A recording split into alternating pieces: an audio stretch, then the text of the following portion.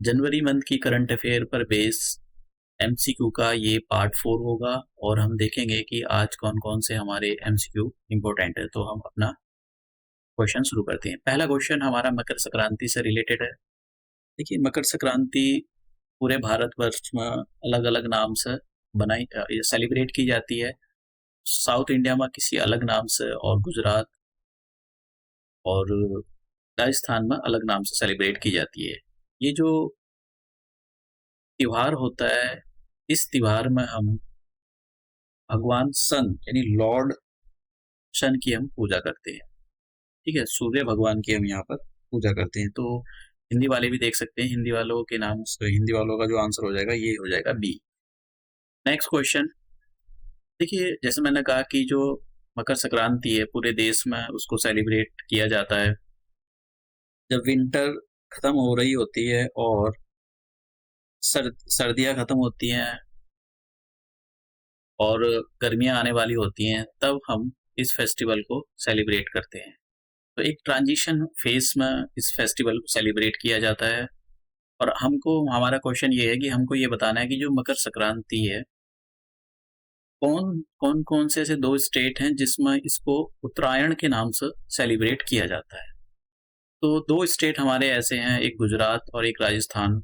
यहाँ पर इस फेस्टिवल को उत्तरायण के नाम से सेलिब्रेट किया जाता है। तो गुजरात और राजस्थान दो स्टेट ऐसे हैं यहाँ पर इस मकर संक्रांति को उत्तरायण के नाम से सेलिब्रेट किया जाता है। तो इसका आंसर हो जाएगा ए। अब मैंने यहाँ पर देखिए, जैसे मैंने कहा कि जो मकर संक्रांति होती है पूरे देश में सेलिब्रेट की जाती है, तो ये भगवान सूर्य देवता को ये डेडिकेटेड है। और विंटर एंड होती है, समर हार्वेस्टिंग सीजन आने वाला होता है, तो ये हार्वेस्टिंग सीजन को देखते हुए सेलिब्रेट की जाती है। अलग अलग स्टेट में इसको, जैसे कि तमिलनाडु में पोंगल के नाम से सेलिब्रेट किया जाता है, आंध्र प्रदेश, बंगाल, केरला, बिहार, इसमें यहाँ पर इसको मकर संक्रांति के नाम से सेलिब्रेट किया जाता है। और गुजरात और राजस्थान में यहाँ पर उत्तरायण के नाम से सेलिब्रेट किया जाता है। हिमाचल प्रदेश और ये जो सिख, जहाँ पर सिख कम्युनिटी रहती है, तो सिख कम्युनिटी इसको लोहरी के फेस्ट फॉर्म में सेलिब्रेट करते हैं। नेक्स्ट क्वेश्चन IUCN की से रिलेटेड है। देखिए, आपको ये बताना है, इस पे क्वेश्चन काफी बार पूछे गए हैं। ये जो IUCN है, ठीक है, तो इंटरनेशनल यूनियन, ठीक है, इसका इसका क्या काम है, मेन पर्पज क्या है? क्या ये ह्यूमैनिटेरियन एड देती है, मतलब जो मानव सहायता होती है वो देती है? जैसे इसराइल में चल रही है, इसराइल और अभी पैलेस्टीन के बीच में जो वॉर हुआ, और पैलेस्टीन के लोगों में एक मतलब खाने की बहुत दिक्कत है वहां पर, तो क्या वो इस टाइप की ये ह्यूमैनिटेरियन एड देती है, सहायता देती है? नहीं, ऐसी कुछ नहीं है।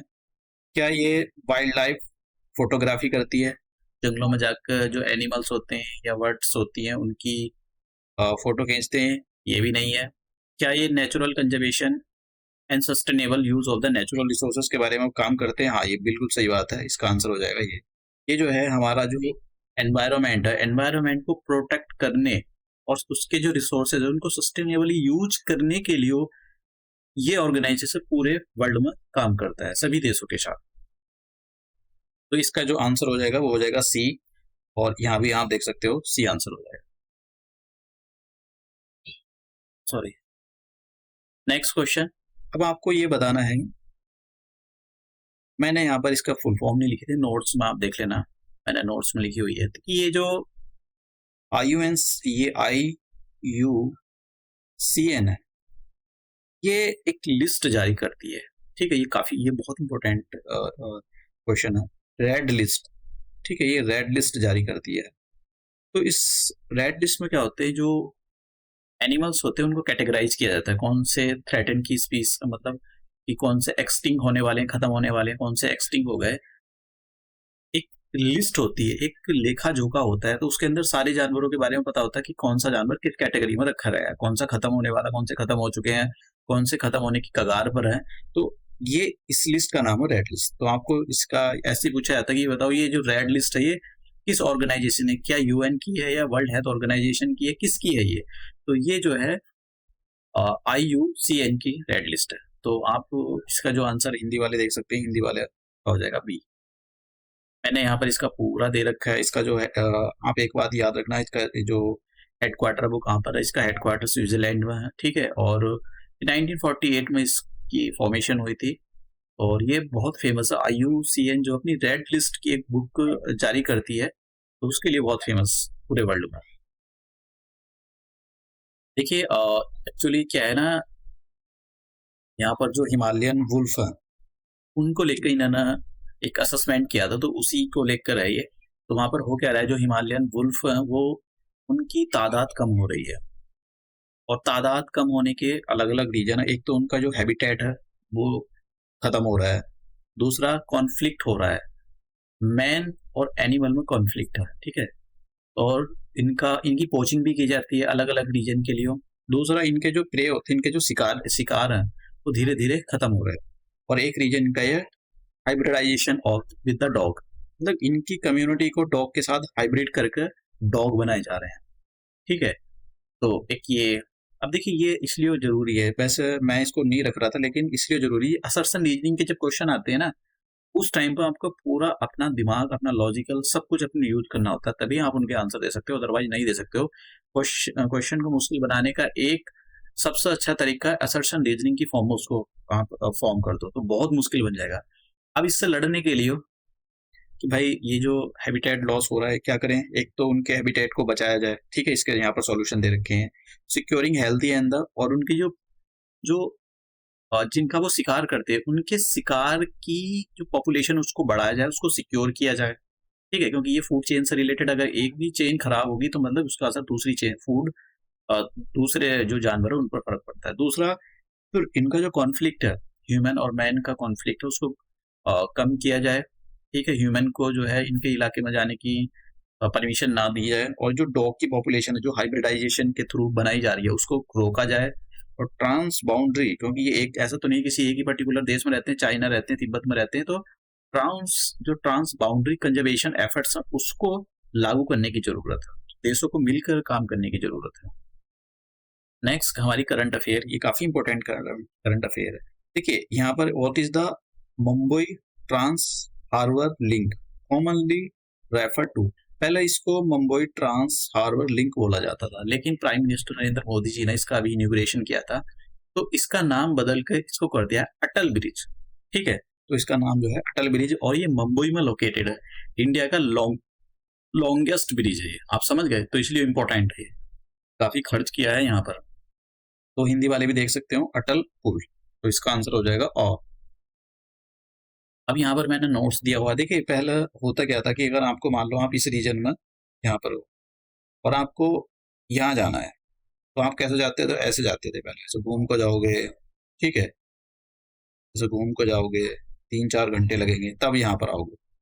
अब क्या है, इस ब्रिज के बन जाने से, ये ब्रिज जो है लैंड पर भी है, तो ये ब्रिज जो है यहाँ से बना है और यहाँ, तो अब सीधा आपको ऐसे जाने, ऐसे ऐसे जा सकते हो, मतलब काफी बहुत कम टाइम कर दिया है इसने।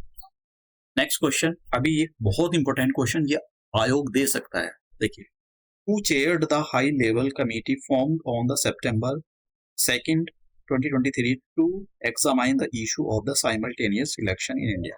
अभी इंडिया के अंदर डिबेट चली है कि इंडिया के अंदर, भारत के अंदर सभी राज्यों के जो जितने भी राज्य है, यूपी, मध्य प्रदेश, और जो लोकसभा के इलेक्शन है उनको क्या एक साथ कराया जाए। तो उसके लिए एक कमेटी बनाई गई थी, और ये जो कमेटी थी हमारे जो फॉर्मर प्रेसिडेंट थे रामनाथ सिंह कोविंद जी, उनके अंडर बनाई गई थी। तो हमको ये बताना इसके चेयरमैन कौन थे, तो इसके जो चेयरमैन थे नरेंद्र मोदी जी नहीं थे, श्री रामनाथ कोविंद। तो इसका आंसर हो जाएगा हिंदी वालों के लिए बी, श्री रामनाथ कोविंद।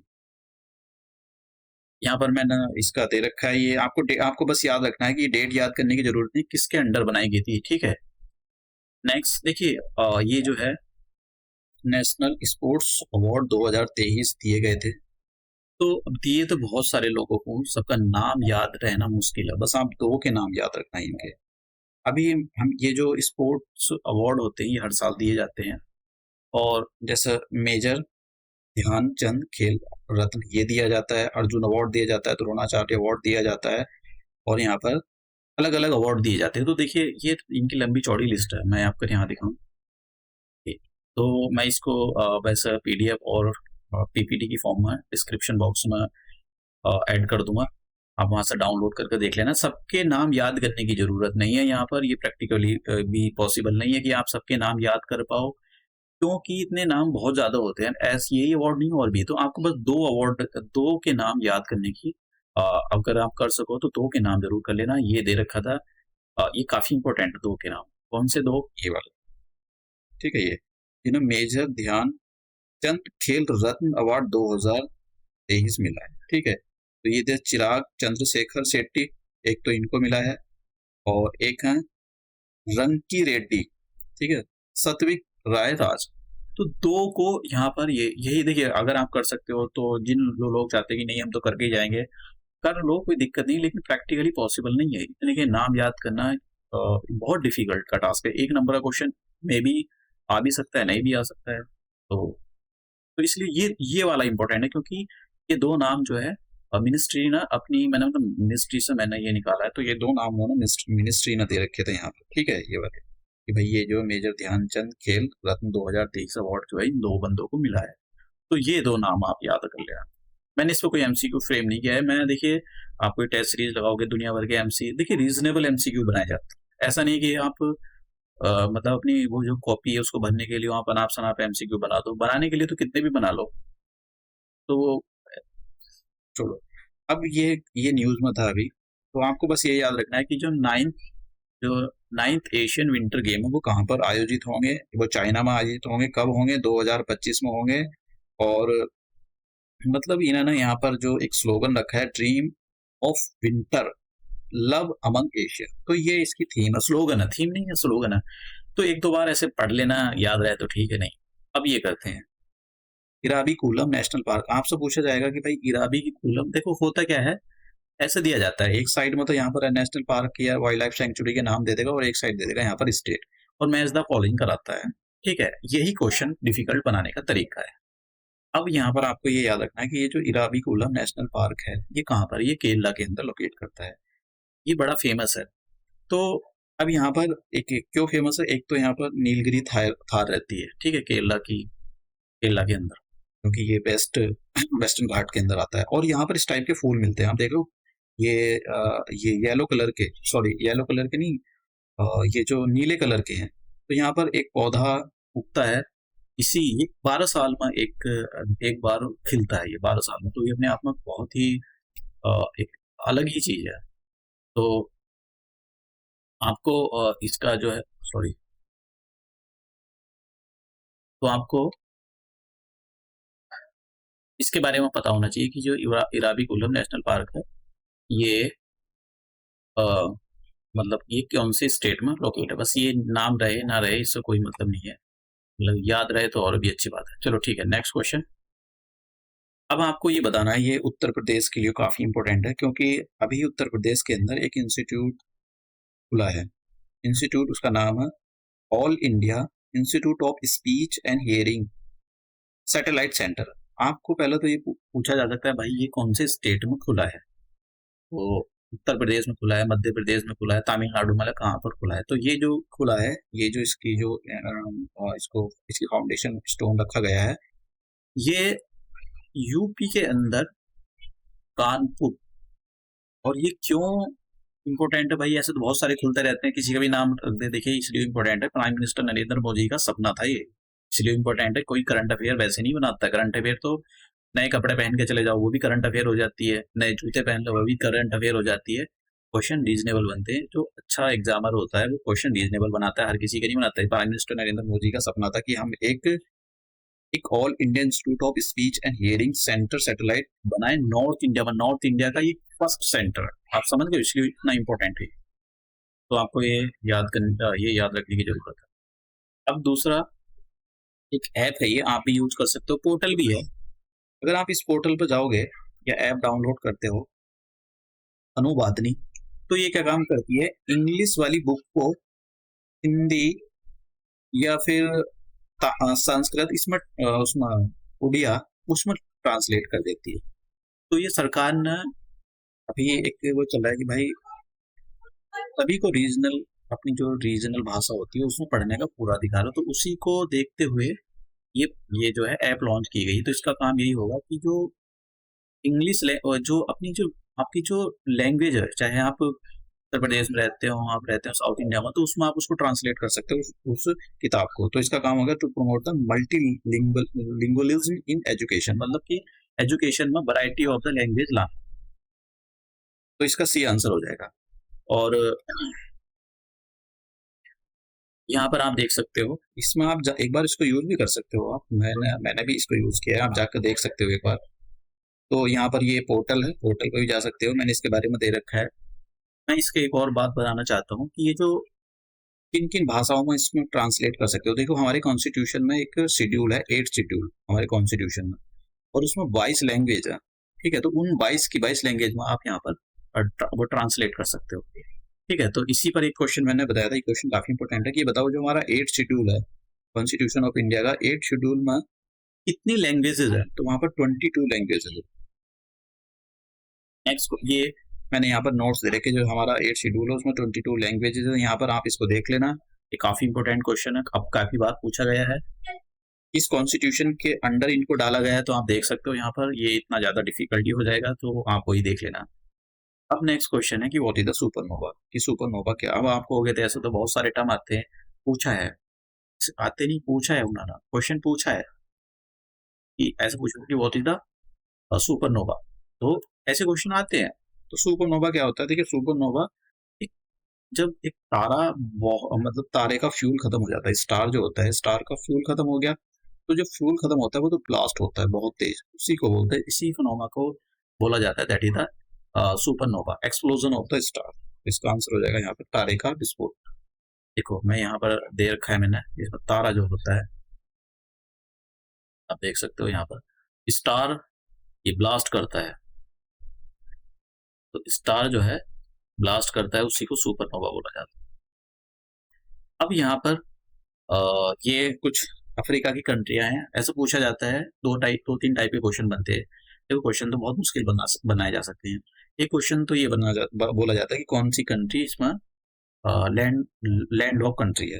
तो ये अफ्रीका की कंट्री, आपको नाम याद होने चाहिए इनके, क्योंकि पूछे जाता है कि कौन सी कंट्री है, कहाँ कौन से कॉन्टिनेंट में लोकेट करती है, तो कॉन्टिनेंट का नाम बताना पड़ता है कि कौन सी कंट्री अफ्रीकन कंट्री है, तो वो बताना पड़ता है उसमें, या लैंड लॉक कौन सी कंट्री है। ठीक है, या which of the following is not related to the Africa, कौन सी कंट्री अफ्रीका से बिलोंग नहीं करती है, कौन सी कंट्री अफ्रीका से बिलोंग करती है, तो ऐसे क्वेश्चन पूछे जाते हैं। तो यहाँ पर एक तो नाइजर, एक तो नाम याद रखना, ये नाइजर जो कंट्री है, और एक ये माली, ठीक है, और ये फसो फासो। तो ये तीनों के तीनों लैंड लॉक कंट्री है, और एक रीजन है यहाँ पर, साहिल रीजन बोला जाता है ऐसा। ठीक है, तो ट्रांजिशन जोन है वो साहिल रीजन, मैं इसको हटा दूंगा। ठीक है, एक ऐसा रीजन है, वो रीजन क्या है, इधर आप हरा हरा देख रहे हो, ठीक है, और ऊपर की साइड है डेजर्ट। तो हरा हरा और डेजर्ट के बीच में एक घास के मैदान है, तो इसी को साहिल रीजन बोला जाता है। तो ये कंट्रियां साहिल रीजन में भी आती हैं। तो इन कंट्रियों ना मतलब यहाँ पर डेमोक्रेसी है नहीं है। देखो साहिल रीजन आपसे पूछा जा सकता है, साहिल रीजन कौन से कॉन्टिनेंट में है, तो ये साहिल रीजन अफ्रीका कॉन्टिनेंट में, इस टाइप के क्वेश्चन। नेक्स्ट क्वेश्चन, मैं इसको बना नहीं रहा था ये वाला करंट अफेयर, लेकिन कभी कभी जो होते हैं ना एग्जामर, कभी क्वेश्चन डिफिकल्ट सेट कर देते हैं, तो फिर कड़वा कड़वा भी करने से कोई फायदा नहीं है। आपको याद है तो करो, नहीं करो तो निगेटिव मार्किंग में मार्क्स कट जाते हैं, फिर सिलेक्शन नहीं होते। देखिए प्राइम मिनिस्टर नरेंद्र मोदी जी ने जो है इंटीग्रेटेड इन एक सेकेंड इंटीग्रेटेड क्या हाँ, ठीक है, integrated industrial township greater Noida, ये एक इंडस्ट्रियल हब है। तो इसकी जो है इनोग्रेशन किया है। यहाँ पर डेवलपमेंट, बहुत कंपनियां आ रही हैं यहाँ पर, डेवलपमेंट पैसा लगा रही हैं। अब जरा मैं इससे भी पहले कुछ बताना चाहता हूँ, मैं आपको ये वेस्टर्न डेडिकेटेड फ्रीट कॉरिडोर के बारे में बताना चाहता हूँ। देखिए हमारे पास एक ऐसा एक कॉरिडोर बन रहा है, कॉरिडोर का मतलब ये होता है गलियारा। ठीक है, ये गलियारा है, तो इसको वेस्टर्न को, इसको जापान की हेल्प से डेवलप किया जा रहा है। इसको क्वेश्चन पूछा गया, इसलिए मैंने यहाँ पर लाया हूँ। तो ये जो गलियारा है, ये उत्तर प्रदेश से दादरी से स्टार्ट हो रहा है, दिल्ली, राजस्थान, ये अहमदाबाद, यहाँ पर गुजरात हो गया, मुंबई हो रहा है, और मुंबई में भी ये जवाहरलाल नेहरू पोर्ट से जा रहा है। तो ये एक रोड का ट्रांसपोर्टेशन सिस्टम है। इसके आसपास में यहाँ पर फैक्ट्री लगेगी, बहुत तगड़ा कॉरिडोर बनाया जाएगा, मतलब ये कॉरिडोर है, यहाँ पर इंडस्ट्रियल हब बनाए जाएंगे, समझ गए आप? क्योंकि ये इधर आप दूसरी कंट्रियों को भी एक्सपोर्ट कर सकते हो अपना, इसलिए ये इंडस्ट्रियल कॉरिडोर। और यहाँ पर सबसे बड़ी प्रॉब्लम, यहाँ से सामान ले जाने में पहले बहुत दिक्कत आती थी, मतलब 10 रुपए का सामान होगा, यहाँ ले जाओगे तो उसकी 50 रुपए तो कॉस्ट लग जाएगी, ले जाने में तो कितना का हो गया, 60 रुपए का। तो यहाँ से माल बेचोगे यहाँ 60 रुपए में, बड़ा मुश्किल होता था। इसलिए सरकारों ने ये मतलब ये अब कर रखा है कि भाई हम जो हमारी जो लॉजिस्टिक कॉस्ट है उसको कम से कम किया जाए, तो उसी दिशा में ये वेस्टर्न डेडिकेटेड फ्री कॉरिडोर बनाया जा रहा है। और एक इससे दिल्ली मुंबई इंडस्ट्रियल हब भी बनाया जा रहा है, ठीक है? तो उसका काम यही है कि वहाँ पर इंडस्ट्री लगाई जाएंगी। तो इसी हब का एक पार्ट है यहाँ पर जो प्राइम मिनिस्टर नरेंद्र मोदी जी ने, क्योंकि दादरी से ये पास हो रहा है, दादरी के आसपास में है ग्रेटर नोएडा, ठीक है? तो अब ये देखिए, मैं यहाँ पर जो अब मेंस लिखोगे, क्योंकि जरूरी नहीं है कि सारे मेंस लिखें, जो मेंस लिखेंगे ये उनके लिए है कि अगर आपको हेल्थ, रूरल हेल्थ को कुछ थोड़ा बहुत बोलना हो तो 2-3 चीजें याद रखना। एक तो शॉर्टेज ऑफ द, हमारे यहाँ पर स्पेशलिस्ट डॉक्टर है, ठीक है? स्पेशलिस्ट डॉक्टर की बहुत शॉर्टेज है, आपको अगर ये पढ़ना है तो आप पढ़ सकते हो। एक रिपोर्ट थी। अब ये क्वेश्चन काफी अच्छा है, इसमें क्वेश्चन बन सकते हैं, हालांकि मैंने यहाँ से कोई एमसीक्यू बनाया तो नहीं है, मुझे बनाना चाहिए था, लेकिन यहाँ से बन सकते हैं। देखिए, स्वच्छ सर्वेक्षण अवार्ड 2023 जो है दिए गए हैं। तो ये अवार्ड जो होते हैं, best city, best cleanest city कौन सी होती है, क्लीनेस्ट स्टेट कौन सा होता है, इस टाइप की कैटेगरी में दिए जाते हैं।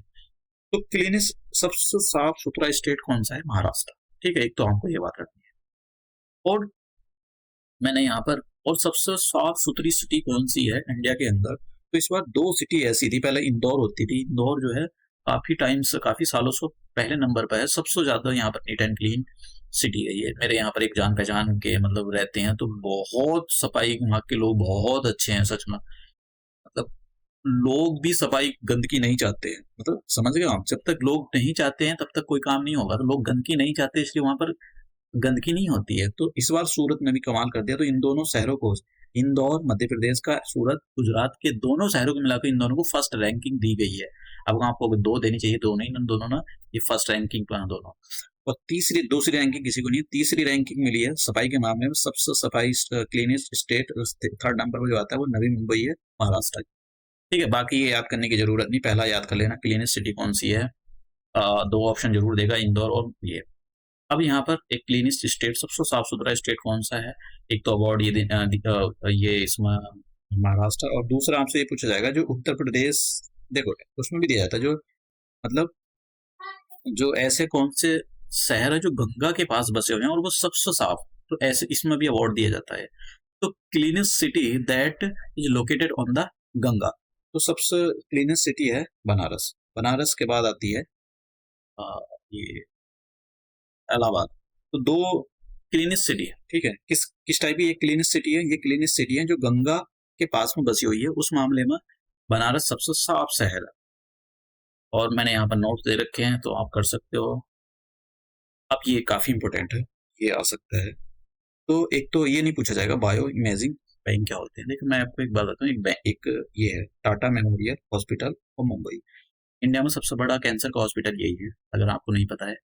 तो इसने ना एक ऐसी टेक्निक मतलब अडॉप्ट की है जिसको बायो इमेजिंग बैंक बोला जाता है। बैंक का काम होता है रखना, क्या रखना, पैसे तो नहीं रखेंगे यहाँ पर, ये जो रखेंगे ये रखेंगे यहाँ पर